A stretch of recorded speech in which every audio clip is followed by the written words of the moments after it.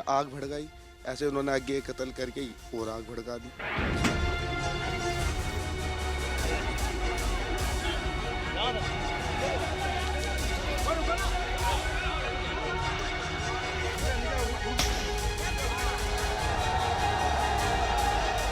हरदम आपस का ये झगड़ा, मैं भी सोचूं तू भी सोच। हरदम आपस का ये झगड़ा, मैं भी सोचूं तू भी सोच। कल क्या होगा शहर का नक्शा, मैं भी सोचूं तू भी सोच। और एक खुदा के हम बंदे, एक आदम की हम औलाद, और तेरा मेरा खून का रिश्ता, मैं भी सोचूं तू भी सोच।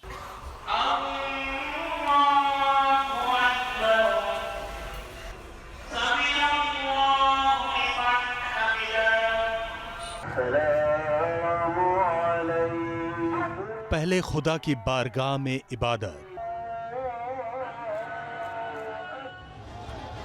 फिर हाथों में पत्थर और दिल में नफरत। लेकिन क्या कभी सोचा है कि इबादत में दुआ के लिए उठे हाथों ने क्यों उठाए पत्थर?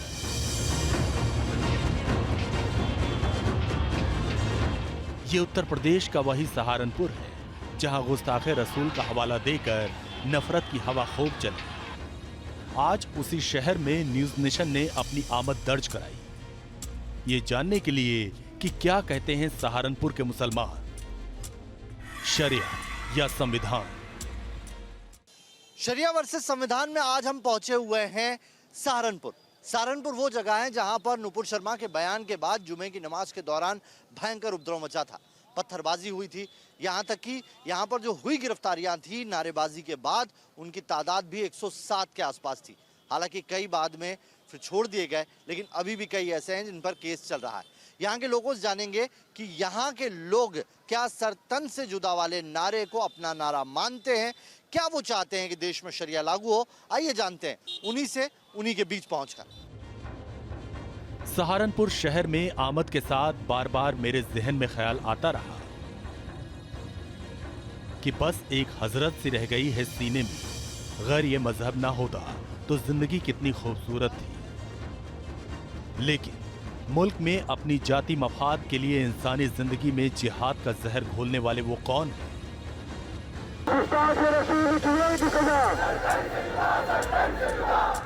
कौन है वो लोग जिनकी तकरीरें अमन की फिजा के लिए बन रही हैं नासूर? इस्लाम कुरान करीम की रोशनी में शरीयत जानता है, लेकिन मौजूदा वक्त में ये शरीयत आखिर कैसा है जिसने बदले वक्त के साथ खौफनाक शक्ल अख्तियार कर लिया है? ऐसे में सवाल ये है, आखिर क्या कहता है सहारनपुर का मुसलमान, शरिया या संविधान? नमस्कार, शरिया वर्सेस संविधान में आज हम पहुंचे हुए सहारनपुर। सहारनपुर जहां पे हमने ईदगाह रोड पर कुछ लोग हैं जो आम मुसलमान हैं, उनसे बात करेंगे और समझने की कोशिश करेंगे कि इस वक्त जो मौजूदा हालात है भारत में और जिस तरीके से मुस्लिम समाज दिखाई दे रहा है या उसे पोर्ट्रे किया जा रहा है, क्या वो आम मुसलमानों की भी राय वही है? उन लोगों के बारे में क्या सोचना है? क्या वो चाहते हैं कि देश में शरिया चलेगा संविधान, या फिर गुस्ताखे रसूल वाला जो नारा आया जिसमें सरतन से जुदा करने की बात कही गई, क्या वो आम लोगों का नारा है? कैसे वो आम लोगों के बीच में आया, उन्हीं से जानने की कोशिश करते हैं। नाम बताइए अपना। मेरा नाम हाजी रियाज अहमद है जी। हाजी साहब, देश में शरिया चलना चाहिए, संविधान चलना चाहिए, एक बहस छिड़ी हुई है। आम मुसलमान के तौर पर आप क्या सोचते हैं? हम ये सोचते हैं कि मुसलमान आम जो है वो ठीक है, आराम से रह रहा, लेकिन जैसे ये शरीयत के ऊपर मामला चल रहा ना कि सरतन से जुदा, वो ठीक है, उनकी राय है। आम मुसलमान की सबकी राय नहीं हो सकती। शरीयत में ऐसा कहा गया है सर तन से जुदा हो जाए, गुस्ताख जो भी रसूल के शान में गुस्ताखी करेगा उसका सर तन से जुदा कर देने? देखिए, इसके बारे में तो मौलाना या मुफ्ती बयान फरमाएंगे। हम लोग तो सिर्फ अपनी एक राय फरमा सकते हैं कि हम विधान के साथ भी चले और शरीयत के साथ भी चले। सही बात तो ये है, लेकिन अगर हमें कहीं ये दिक्कत दे रही है कि हमारे नबी की शान में कोई गुस्ताखी कर रहा, उसके लिए हमें आवाज उठानी जरूरी है। आवाज उठाना एक अलग मसला है, लेकिन धड़ से सर काट देना कहाँ, कौन सी शरीयत में? नहीं, ये हमारे हाथ में लिखा है शरीयत? बिल्कुल नहीं है जी, हम नहीं कह सकते। आपको नहीं पता शरीयत में लिखा है कि नहीं? मैं सीधी ये कह सकूँ तो इसका जवाब मुफ्ती या मौलाना ही दे सकते हैं। क्या कह दिया मौलाना साहब आपने? इन्हें संविधान भी चाहिए और शरीयत भी। खैर, ये इनकी जाति सोच हो सकती है। उम्र और शक्ल और सूरत के लिहाज से आप ज़हीनी मालूम होते हैं, लेकिन ये क्या कह दिया मौलाना साहब आपने। न्यूज़ नेशन का सवाल तो सीधा है कि आपको शरिया चाहिए या संविधान, लेकिन आपने तो सियासी लफ्ज अख्तियार कर लिया।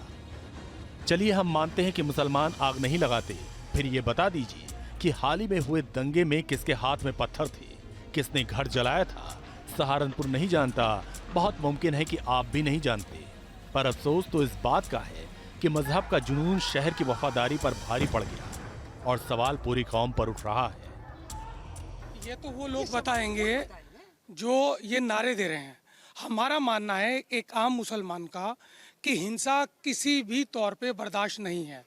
मेरा कुरान ये कहता है कि जिस देश में रहो उसकी वफा के लिए, जिस देश की मिट्टी में आप पैदा हुए, जिस देश की आप हवा ले रहे, जिस देश का आप खाना खा रहे, उसकी वफा के लिए अपनी गर्दन कटा लो, या अगर देश के साथ कोई गद्दारी कर रहा है उसकी गर्दन काट दो। ये मेरा कुरान कह रहा है कि जो वफादारी कर रहा है वो मुसलमान है, और जो देश के साथ गद्दारी कर रहा है वो मुसलमान नहीं है। अब रही बात हजूर मोहम्मद साहब सल्लल्लाहु अलैहि वसल्लम साहब की, कि उनका तो जो सारा जीवन रहा, अगर एक यहूदी महिला उनके ऊपर रोज़ कूड़ा फेंक रही और जब 3 दिन तक उन पर कूड़ा नहीं फेंका और उनकी देखभाल करने के लिए वे उनके घर पहुंच गए, तो वो रसूल मुझे वो सिखाते हैं, वो रोशनी देते हैं कि आपसे कोई दुश्मनी भी रखता है, बैर भी रखता है, तो प्यार से उसे अपना बना लो। और इस देश को आज़ाद कराने में सन 1866 में जो आज आप देवबंद से आए हैं, आपने देखा होगा सन 1866 में दारुल उलूम के शेखुल हिंद साहब, मौलाना शेखुल हिंद साहब सबसे पहले तालिब इल्म महमूद हसन साहब तालिब इल्म थे, जिनके नाम पर यहाँ शेखुल हिंद मेडिकल कॉलेज और तमाम तर कॉलेज बने हैं। हमारे कितने ही उलेमाओं ने रंगून और बर्मा में हंसते हंसते फांसी के फंदों पर अब शहादत पाली, उनकी रूहें आज भी वहाँ रंगून और बर्मा की जेलों में होंगी। तो मेरा सिर्फ एक शेर के साथ मैं अपनी बात कहूँगा कि हमी को कातिल कहेगी दुनिया, हमी को कातिल कहेगी दुनिया, हमारा ही कत्ले आम होगा, हमी कुएं खोदते फिरेंगे, हमी पे पानी हराम होगा। नफरत से तौबा और मुल्क से वफादारी, इस्लाम यही तो कहता है। हमें फख्र है भाईजान की सोच पर, जिन्होंने मुल्क से वफा को अपना मजहब माना है, पर अफसोस कि ऐसी ही सोच हर किसी की होती। अभी का जो सिनेरियो है उसको आप कैसे देख रहे हैं, जो सिनेरियो मौजूदा हालात में चल रहा है? सब देखिए, इस वक्त तो बहुत ही कशीद मामला चल रहा है। लोग ये कह रहे हैं कि ये कुछ अभी देखो मथुरा की हाल में ही आपने सुना होगा कि किसी की दाढ़ी पकड़ के उसको खींचा गया। हालात ऐसे बने क्यों बने ऐसे हालात? नुपुर शर्मा की वजह से हालात बने कि नुपुर शर्मा ने ऐसा बयान दे दिया। नुपुर शर्मा के बयान को आप कह रहे हैं कि उससे ऐसे हालात बने। उदयपुर वाली घटना जो हुई उससे हालात सब चीज बाद में ही तो हुई। नुपुर शर्मा के खिलाफ सरकार को एक्शन लेना चाहिए था, सरकार को उस पर कार्रवाई करनी चाहिए थी।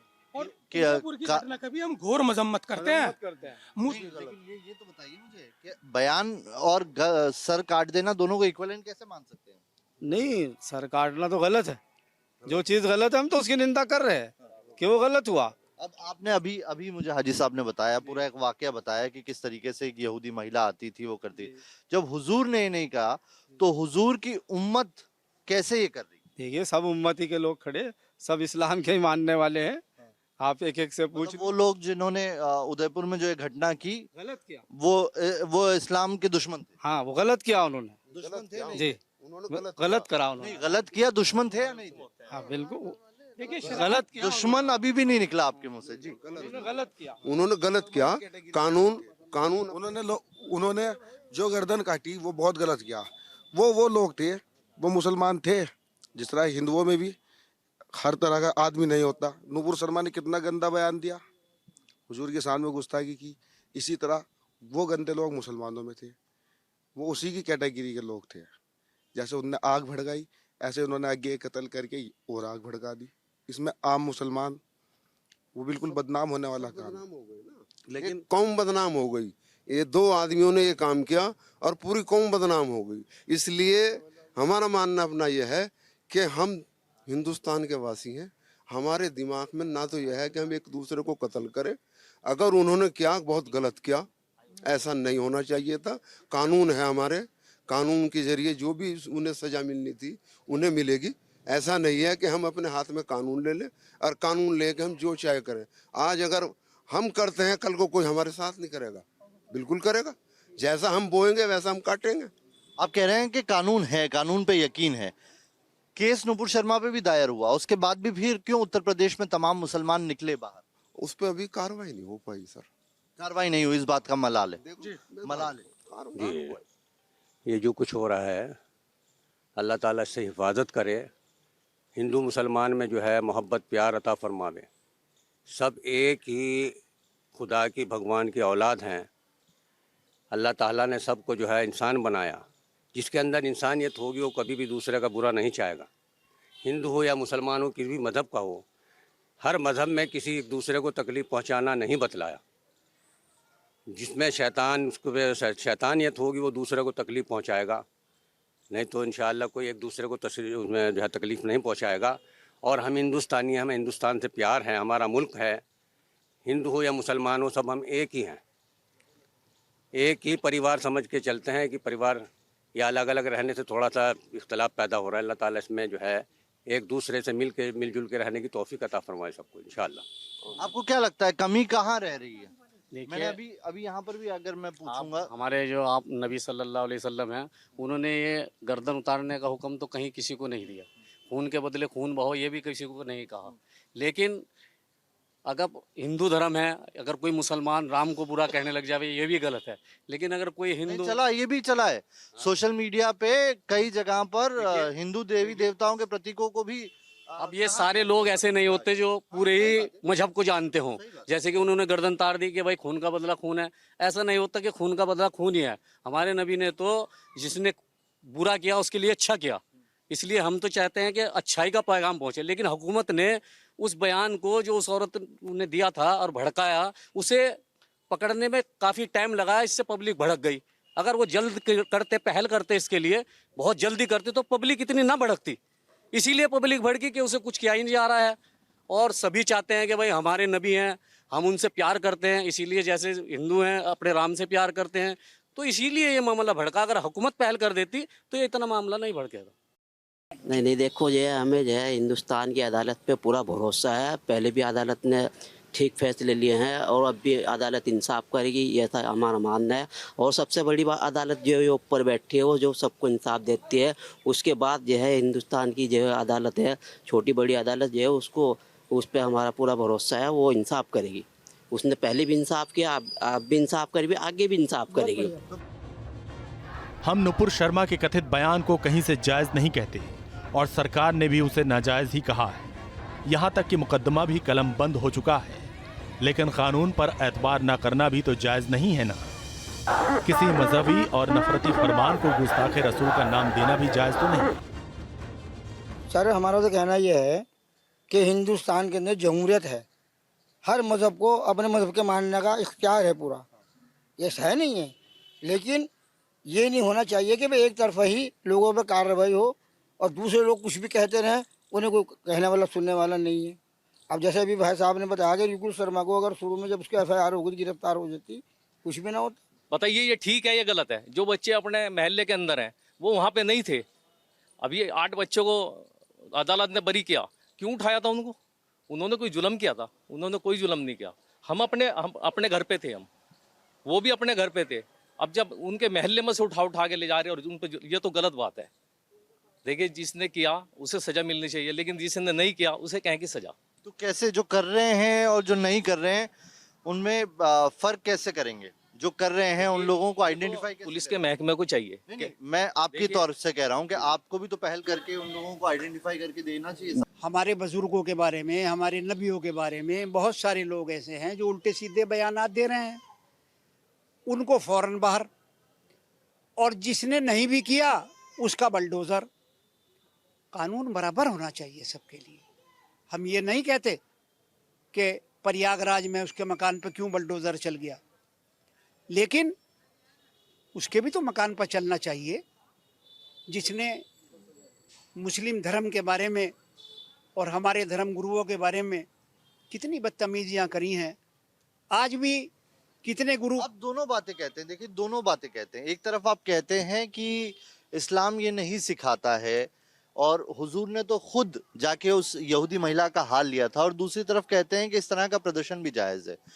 प्रदर्शन तो फिर कैसे होगा? दोनों कॉन्ट्राडिक्टरी है ना। या तो आप इस्लाम पे चलिए, जो हुजूर ने कहा हुजूर की उम्मत उसको फॉलो करे, जो होगा इस इंसाफ जो होगा वो छोड़िए, अकीदा रखिए कि कानून अपना काम करेगा, या फिर सड़कों से बाहर निकलिए। जब बाहर निकलेंगे तो फिर कार्रवाई भी होगी। नहीं, देखिए जमहूरियत है इस मुल्क में, स्वतंत्र मुल्क है, इसमें तो कोई शक नहीं है। इससे ना हम इनकार कर सके ना आप इनकार कर सकें, ये तो हमारा हक है। लेकिन ये नारे जो लगाते हैं सर से काट देने वाले, कितनों ने उसका खंडन किसने किया? कोई भी एक आया कि भैया ये नारा इंडिया का नारा नहीं है, ये क्यों लगा रहे हो, पागल हो, ऐसे नारे क्यों? मैं बताता हूँ खंडन किसने किया। सबसे पहले वलीउल्लाह रहमानी ने किया, मौलाना सलमान नदवी ने किया, मौलाना अरशद मदनी ने किया, लुधियानवी मौलाना जो हैं उन्होंने किया। जितने हिंदुस्तान में मौलाना हैं सबके फोटो मेरे पास अखबारात में रखे हैं, मैं आपको रिकॉर्ड के साथ उन्हें दिखा सकता हूँ।